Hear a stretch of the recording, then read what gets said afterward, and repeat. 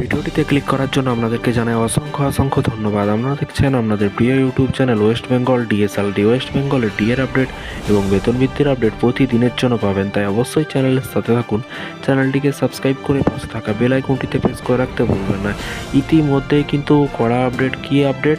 ইতিমধ্যেই নবান্নকে কিন্তু কেন্দ্রীয় সরকার বকেয়া টাকা দিল। সেই বকেয়া টাকা নিয়ে মাননীয় মুখ্যমন্ত্রী কোন কোন খাতে খরচা করতে চলেছে চলুন একবার দেখে নিয়ে যাক। কত টাকা দিল সব কিছু বিষয় নিয়ে আলোচনা করব। তাহলে কি এবার রাজ্য সরকারি কর্মচারীদের খুশির খবর হতে চলেছে? চলুন এক নজরে দেখে নেওয়া যাক। দেখতেই পাচ্ছেন রাজ্যগুলিকে কর হস্তান্তরের অর্থ দিল কেন্দ্র। পশ্চিমবঙ্গের ভাণ্ডারে এলো 10,692 কোটি, 10,692 কোটি টাকা কিন্তু করের যে টাকা, সেই টাকা কিন্তু কেন্দ্র সরকার দিল। দেখুন এখানে বলা হয়েছে, কি বলা হয়েছে দেখুন। শুক্রবার এই রাজ্যে আসছে কিন্তু প্রধানমন্ত্রী নরেন্দ্র মোদী, আর আসার আগেই কিন্তু কর হস্তান্তরের টাকা রাজ্যগুলিকে দিল কেন্দ্রীয় অর্থমন্ত্রক।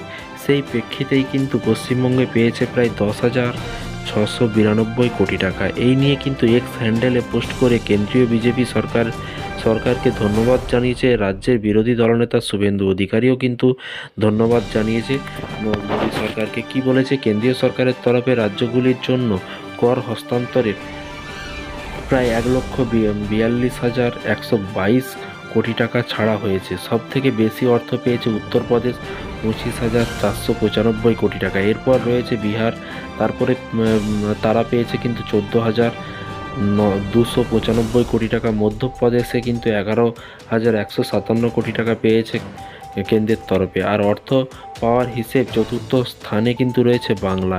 এই সরকার পেছনে কিন্তু এই সরকার পেয়েছে 10,692 কোটি টাকা। রাজ্যের বিরোধী দলনেতা শুভেন্দু অধিকারী এই নিয়ে কিন্তু সোশ্যাল মিডিয়ায় পোস্ট করে লেখেন যে এই অর্থ পশ্চিমবঙ্গের উন্নয়নের জন্য বিরাট পাওনা। পশ্চিমবঙ্গের উন্নয়নের জন্য বিরাট পাওনা। কেন্দ্রীয় সরকার প্রতিটি রাজ্যকে আরও শক্তিশালী করার জন্য বদ্ধপরিকর এবং আমি নরেন্দ্র মোদী সরকারকে ধন্যবাদ জানাচ্ছি। রাজনৈতিক বিশেষজ্ঞরা মনে করছে যে মমতা বন্দ্যোপাধ্যায় সরকার কেন্দ্রীয় বঞ্চনার অভিযোগে বারবার সরব হচ্ছে। এই নিয়ে ধর্ণা মিছিলও করেছেন তারা। আগামী দিনেও যারা পরিকল্পনায় আছে, এইদিকে শুক্রবার বাংলায় আসছে প্রধানমন্ত্রী নরেন্দ্র মোদী, আর তার আগেই কিন্তু এই অর্থসহ বাকি রাজ্যগুলির কাছে পাঠিয়ে দেওয়া তাৎপর্যপূর্ণ বিষয়। তো দেখতেই পাচ্ছেন শুভেন্দু অধিকারী টুইটারে কিন্তু টুইট করেছেন এবং সেখানে কিন্তু পুরোপুরি বলা হয়েছে তা, এবং নিচে কিন্তু লিস্টও দেওয়া আছে। দেখতে পাচ্ছেন কোন রাজ্য, কোন স্টেট কত পরিমাণ পেয়েছে টাকা, সেটা কিন্তু লিস্টও কিন্তু দেওয়া আছে। দেখতেই পাচ্ছেন, আপনারা স্ক্রিনশট নিয়ে দেখে নিতে পারেন।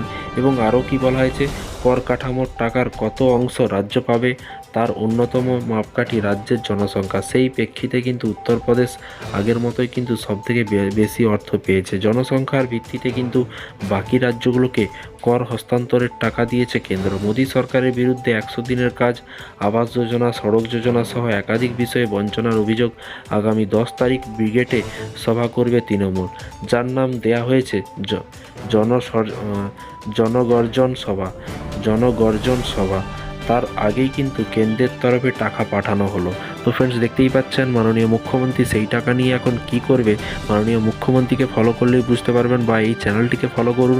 যখনই মাননীয় মুখ্যমন্ত্রী কোনো এই টাকা নিয়ে যখন কোনো রকম ঘোষণা করবে, আশা করা যায় রাজ্য সরকারি কর্মচারীদের 24% একটি বিভিন্ন রকম রিপোর্ট অনুযায়ী কিন্তু শোনা যাচ্ছে যে 24% ডিএ ভোটের আগে মিলতে চলেছে রাজ্য সরকারি কর্মচারীদের। তো শুধু দেখার পালা, অপেক্ষা করার পালা। আর বেতন কত বৃদ্ধি করে স্থায়ী অস্থায়ী চুক্তিভিত্তিক কর্মীদের, শুধু অপেক্ষা করুন। যখনই নতুন আপডেট আসবে অবশ্যই আপনাদেরকে ভিডিওর মাধ্যমে জানানো হবে। চ্যানেলটিকে সাবস্ক্রাইব করে রাখতে ভুলবেন না পরের আপডেট পাওয়ার জন্য।